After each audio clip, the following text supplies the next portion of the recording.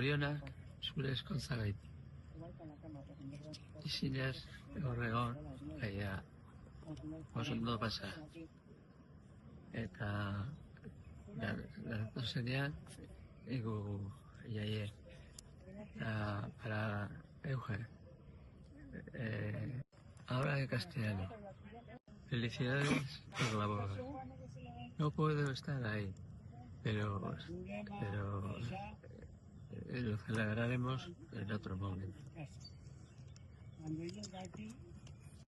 Besos para todos. Ondo pasa.